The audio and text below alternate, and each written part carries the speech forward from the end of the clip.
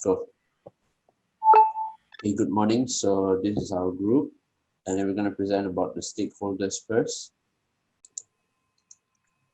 All right, so for the stakeholders, we have chosen to choose house developers. So the insights gained from the analysis on the target data, our target data is a type of housing preferred. So from this, from the survey, we can help developers to build the preferred type of houses, which is our target data, based on certain factors such as age, type, and type of material. So now, before I go to the Power BI, here's a list of our questions that we've come up. So we have done these questions all based on our target data. Okay, so we have merged a few attributes such as relationship and age, number of pets, and age, gender and age, and then also the types of bedroom, the number of bedrooms and bathrooms. So when we go in our Power BI later, I will show you guys how this all works out. Go. All right, so I'm now going to our dashboard. As we can see, here are the questions that we have listed out. And this is the dashboard that is able to analyze it. So for example, this first question say, how does living with pets and being single with no children affect the preference of housing type?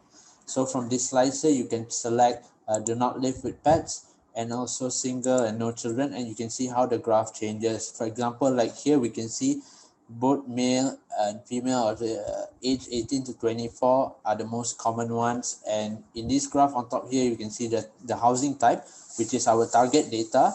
So this one will give us the insights. So we can see here that the single family freestanding is the one with the most. At the same time, you can see the numbers here for a more clear overview.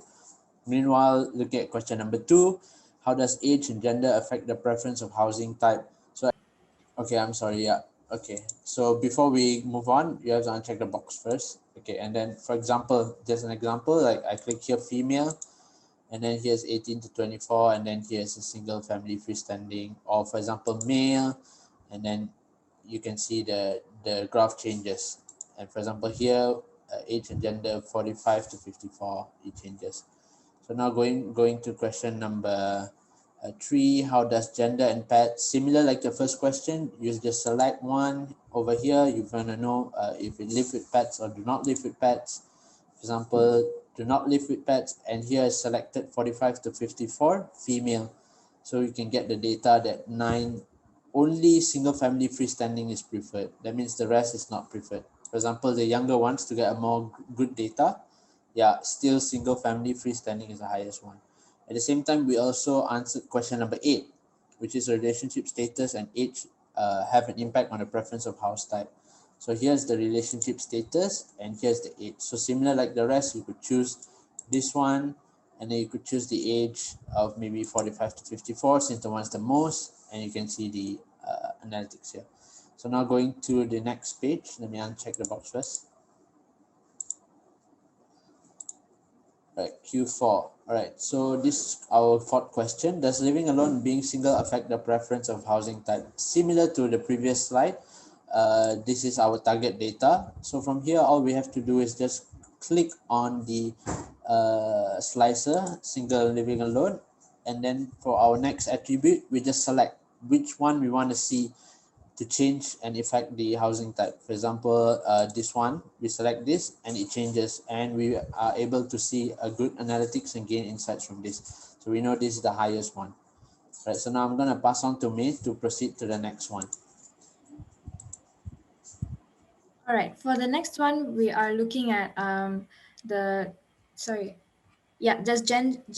gender and number of accessory spaces affect the preference of housing type? So as we can see here,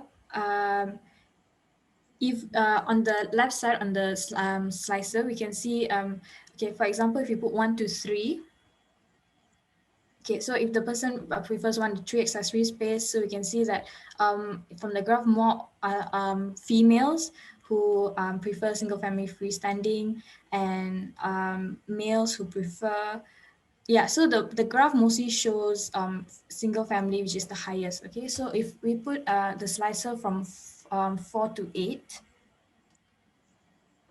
yeah, it's also similar. We can see that single families freestanding stands out the most. But another one that we can see is for a townhouse duplex, there is only female. There's no male or there's no other. Yeah.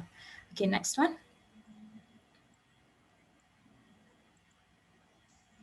Okay, for the next question, Sorry. Okay.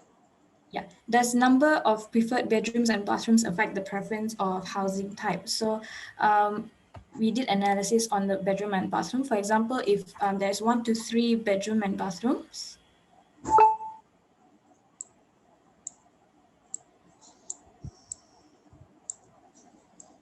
yeah, so we can see here that the one that stands out is a single family freestanding, and yeah, if what if we put from 4 to 5?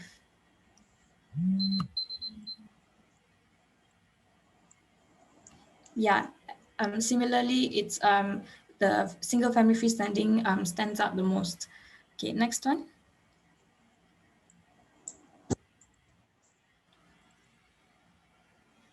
Okay, for the next question, is having a preference of a multi-story closed plan house affect the preference of house type? Okay, so let's select multi-story and closed plan.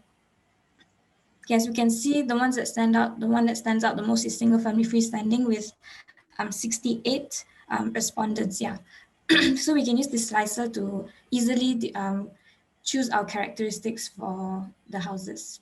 Yeah. Okay, so as we know, our stakeholder will be house developers. So maybe house developer can get benefits on how to build house to get more respondents or sales. So from our understanding here, so majority of people from all age group actually prefer single family and freestanding housing type. So maybe the house developer can develop the single family and freestanding house for the new development, and maybe they can consider if females age 25 to 25 or older, and maybe they don't have pets, they prefer single family and freestanding house. So even majority of males also 18 to 24 age, and they whom do not live with pets, so they also prefer single family free house. Okay, next.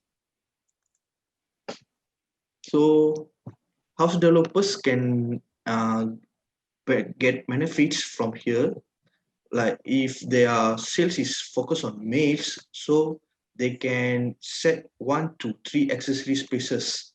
So because single family freestanding houses has many spaces, so males will prefer 1 to 3 accessory spaces.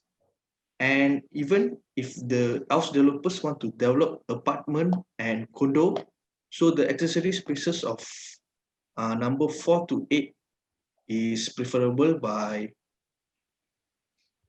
more males compared to females. And other than that, house developers can develop also 1 to 2 bedrooms and bathrooms by developing single family freestanding houses, although equal amount of number prefers townhouse, studio and apartment. So I think most of the respondents here prefers 3 to 5 bedrooms and bathrooms. So for the single family freestanding houses, maybe the developers can develop 3 to 5 bedrooms and bathrooms to attract more buyers. Okay, next. Okay, so next, I think that's all for analytics. Next, I pass to me. All right. So for the insights, we discovered many insights from the analytics, but I'm just going to highlight the insights that we found. So the insights that we did not see before. So for example, there are more female respondents for the survey because once we did the analytics, we saw that the graph for the females were higher. So therefore, we concluded that there were more female respondents. Next slide. Okay. We also, for example, we also saw that we did the analytics on pets, and we saw pets affect the older age group of female and male in their preference of housing type compared to the younger age group for all genders. Okay, next one.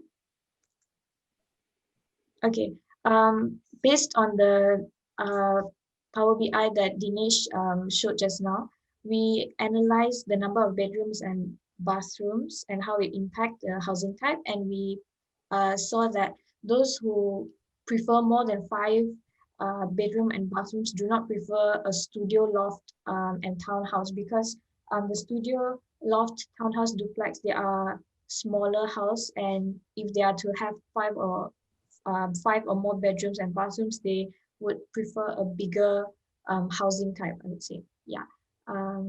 Yeah, that is all from us. Thank you very much. Okay, thank you. Bye bye. You.